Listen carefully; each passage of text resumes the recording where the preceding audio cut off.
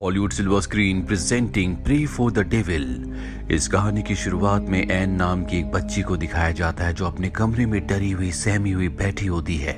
वो ईश्वर से प्रार्थना कर रही होती है क्योंकि बाहर उसकी मॉम दरवाजे पर सर पटक पटक कर उसे दरवाजा खोलने को बोल रही होती है, लेकिन एन दरवाजा नहीं खोलती क्योंकि उसे पता है कि उसकी मॉम के ऊपर किसी आत्मा ने अपना कब्जा कर लिया है। अब कुछ साल बीत जाते हैं और एन अब बड़ी हो चुकी है, वो एक नन बन चुकी है। यहाँ पर कैथोलिक चर्च ने अपने एक बहुत पुराने स्कूल को दोबारा से खोला है जिसमें एक्सॉर्सिज्म सिखाया जाता है, यानी कि पवित्र मंत्रों से शैतानी ताकतों को, काली दुनिया की शक्तियों को हराने की कला। दरअसल ये स्कूल सन 1835 में था जिसके बाद इसे बंद कर दिया गया था, पर अब कैथोलिक चर्च ने इसे एक बार फिर से खोला है और एन को भी यहाँ पर भेजा जाता है ताकि वो ऐसे लोगों की देखभाल कर सके जिनके ऊपर शैतानी ताकतों का कब्जा है। साथ ही एन एक्सॉर्सिज्म सीखना चाहती है, पर यहाँ की खास बात ये होती है कि कभी भी लड़कियों को यानी कि फीमेल्स को एक्सॉर्सिज्म नहीं सिखाया जाता और एन को यहाँ पर एक ऐसी लड़की का ध्यान रखना होता है जिसके ऊपर शैतानी ताकतें पूरी तरह से हावी हैं। इस लड़की का नाम नेटली होता है जो कि मात्र 10 साल की होती है। एन इसके साथ बहुत अच्छे से बिहेव करती है, इसीलिए नेटली एन को बहुत पसंद करती है। अब रात को जब एन अपने कमरे में होती है तभी उसे किसी की आहट आती है। वो बाहर कॉरिडोर में आती है जहाँ पर उसे किसी बच्ची की रोने की आवाजें आ रही होती है। वो पीछे पलट कर देखती है लेकिन कॉरिडोर में कोई नहीं होता और जब वो सामने देखती है तो उसके सामने नेटली होती है। उसे देखकर वो हैरान हो जाती है क्योंकि यहाँ पर जितने भी पेशेंट्स होते हैं उन सबको उनके कमरों में लॉक करके रखा जाता है, कुछ ही लोग उस लॉक को खोल सकते हैं। नेटली को एक बार फिर से उसके कमरे में छोड़ने के बाद जब वो नीचे आती है एक बार फिर से एन को आवाजें सुनाई देती है, जो आवाजें उसे कुछ जानी पहचानी लगती है। उन आवाजों का पीछा करते हुए क्लासरूम के आगे से गुजरती है जहाँ पर फादर कुछ लोगों को एक लेडी की फोटो दिखाकर बताते हैं कि इस लेडी को स्कूल में लाया गया था, इसके ऊपर शैतान का कब्जा था, लेकिन एक्सॉर्सिज्म ने इसके ऊपर काम नहीं किया। एन को भी इस चीज में दिलचस्पी होती है, इसीलिए वो क्लास में बैठ जाती है जहां पर फादर सबको बताते हैं कि एक्सॉर्सिज्म करने के लिए सबसे जरूरी है कि हमें ईश्वर के, परमेश्वर के वचनों को हमेशा याद रखना होगा क्योंकि शैतानी ताकतें और उनके जो साथी होते हैं वो हमेशा हमें भटकाना चाहते हैं, हमें डराना चाहते हैं। इसीलिए हम जिस इंसान को कई बार ठीक करना चाहते हैं उसको ठीक करने के चलते उस आदमी की मृत्यु हो जाती है जो एक्सॉर्सिज्म कर रहा होता है, यानी कि जो मरीज को ठीक कर रहा होता है। अब एन अगले दिन उस लड़की की फाइल निकालती है जिसके बारे में रात को फादर सबको बता रहे थे। इस लड़की की एक ऑडियो फाइल भी होती है जिसमें उसने कहा होता है कि एक अजीब सी आवाज उसे हमेशा सुनाई देती है। ये सुनने के बाद एन को अपना बचपन याद आ जाता है जब उसकी मॉम के ऊपर किसी शैतानी ताकत ने अपना कब्जा कर लिया था। दरअसल एन की मॉम को भी कोई आवाज सुनाई देती थी जो उसे हमेशा कहती थी कि मैं यहाँ पर तुम्हें नहीं बल्कि तुम्हारी बेटी एन को लेने के लिए आई हूँ क्योंकि ईश्वर ने, परमेश्वर ने उसे चुना है, वो उनकी सिपाही है जो एक दिन हमारे खिलाफ लड़ेगी। अब एन यहाँ लाइब्रेरी में और भी लोगों के रिकॉर्ड्स पढ़ना चाहती है, लेकिन यहाँ पर जो लाइब्रेरी में दूसरी हेड नन होती है वो उसे कोई भी रिकॉर्ड देने से मना कर देती है। साथ ही उसे समझाती है कि तुम्हें फादर की क्लास में नहीं जाना चाहिए। एन कहती है कि हमेशा मेल ही एक्सॉर्सिज्म करते हैं, फीमेल्स भी ऐसा कर सकती हैं और मैं इसे सीखना चाहती हूँ। तभी यहाँ पर वो फादर भी आ जाते हैं जिनकी क्लास में एन कल रात को बैठी थी। वो कहते हैं कि अगर एन ऐसा करना चाहती है तो उसे हमें सीखने देना चाहिए। हेडनन बोलती है कि ऐसा नहीं कर सकते, ऐसा करने से इसकी जान को खतरा हो सकता है। इसके बाद दिखाया जाता है कि एन यहीं एक आदमी की देखभाल कर रही होती है और तभी वो कुछ गुनगुनाने लगता है और ये वही धुन होती है जो बचपन में एन की मॉम गुनगुनाया करती थी। इसके बाद वो आदमी एन के ऊपर हमला कर देता है। एन बचने की कोशिश करती है लेकिन इससे पहले कि वो आदमी एन को मारता जिसके ऊपर शैतान हावी हो चुका है वो खुद ही बेहोश हो जाता है। और अब यहाँ पर जो हेड नन होती है फादर के साथ प्रीस्ट के पास जाती है। प्रीस्ट इन दोनों को बताते हैं कि वो पोजीशन जो आज से कई साल पहले खत्म हो चुका था एन की वजह से एक बार फिर से शुरू हो चुका है। हेडनन कहती है कि अगर ऐसा है तो हमें एन को एक बार फिर से बड़े चर्च भेज देना चाहिए जहां से वो यहाँ पर आई है। फादर कहते हैं कि ऐसा करने से कुछ नहीं होगा, वो शैतान उसका पीछा नहीं छोड़ेगा। इससे अच्छा तो ये हो कि हम उसे एक्सॉर्सिज्म सिखाएं जो खुद सीखना चाहती है। हालांकि हेडनन इस फेवर में नहीं होती क्योंकि किसी भी फीमेल को यहाँ पर एक्सॉर्सिज्म नहीं सिखाया जाता, पर प्रीस्ट भी यहाँ पर फादर को सपोर्ट करते हैं, कहते हैं कि हम उसे इतना एक्सॉर्सिज्म तो सिखा सकते हैं कि वो खुद की हिफाजत कर सके। फादर बताते हैं कि मैंने महसूस किया है कि उसका बहुत गहरा कनेक्शन शैतान से कहीं ना कहीं है और अब यहाँ पर एन भी एक्सॉर्सिज्म की क्लासेस अटेंड करना शुरू कर देती है। हालांकि यहाँ पर जितने भी दूसरे फादर होते हैं कोई भी नहीं चाहता कि एन क्लासेस अटेंड करे, वो एक्सॉर्सिज्म सीखे, लेकिन अब उसे परमिशन मिल चुकी है। अब यहाँ पर जितने भी स्टूडेंट्स होते हैं उन सबको एक कमरे के बाहर ले जाया जाता है, जिसके अंदर वही बच्ची है जिसका नाम नेटली है। नेटली की हालत अब पहले से बहुत ज्यादा खराब हो चुकी है। शैतान उसके ऊपर पूरी तरह से हावी हो चुका है। उसके ऊपर एक्सॉर्सिज्म करने के लिए अंदर 2 लोगों को भेजा जाता है, लेकिन यहाँ पर नेटली की आंखें पूरी तरह से बदली हुई है। वो दीवार पर उल्टा चलना शुरू हो जाती है। सब के सब लोग बाहर से खड़े होकर अंदर देख रहे होते हैं, लेकिन यहाँ के ग्लास ऐसे होते हैं कि अंदर से बाहर नहीं देखा जा सकता। पर अगले पल नेटली ग्लास के सामने आकर खड़ी हो जाती है, जिसके दूसरी तरफ एन होती है, और उसके अंदर का शैतान एन से कहता है कि मैं तुम्हारे अंदर आना चाहता हूँ, मुझे अपने अंदर आने दो। क्योंकि नेटली की हालत बहुत ज्यादा खराब हो रही होती है, इसलिए फादर अंदर जाते हैं, लेकिन फादर के ऊपर भी नेटली हमला कर देती है। यह देखकर एन भी अंदर आ जाती है और वो नेटली से कहती है कि अपने आप को संभालो, और ये बोलते ही नेटली पूरी तरह से ठीक हो जाती है। लेकिन अब उसी के बाल उसके मुंह के अंदर जाना शुरू हो जाते हैं, और वो दोनों लड़के जो पहले एक्सॉर्सिज्म करने के लिए अंदर आए थे उसके बाल पकड़ लेते हैं, जिसके बाद फादर यहाँ पर पवित्र मंत्रों का उच्चारण करते हैं और नेटली को शांत कर देते हैं। रात को एन नेटली के पास एक बार फिर से जाती है और उससे पूछती है कि अब तुम कैसी हो। नेटली बताती है कि अभी अभी मैंने एक बहुत ही डरावना सपना देखा, जिसमें मैं एक जगह चली गई जहां पर बहुत सारी आत्माएं लोग थे, वो सब के सब चिल्ला रहे थे। वहां मुझे एक अजीब सी आवाज सुनाई दे रही थी जो मुझे भी वैसा ही करने के लिए कह रही थी, और जितने भी लोग चिल्ला रहे थे उनमें मैंने तुम्हें भी देखा। जो सुनकर एन परेशान हो जाती है।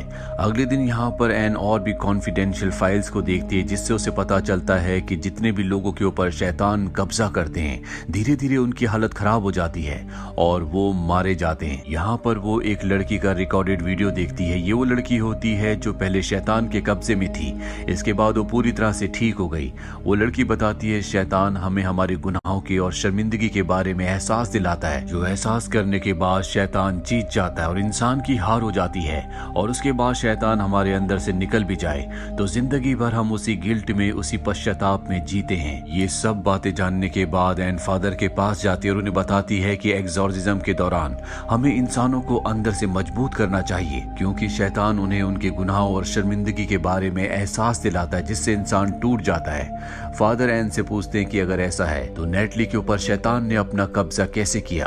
वो मात्र 10 साल की एक मासूम बच्ची है जिसके अंदर कोई शर्मिंदगी या कोई भी गुनाह नहीं हो सकता। एन के पास इस बात का कोई जवाब नहीं होता। अब यहाँ पर एक्सॉर्सिज्म सीखने वाला एन के साथ का एक स्टूडेंट ये सारी बातें सुन लेता है। वो एन को बताता है कि मेरी बहन की तबीयत बहुत ज्यादा खराब है, उसके ऊपर किसी शैतान ने अपना कब्जा कर लिया है, तुम्हें मेरी मदद करनी होगी।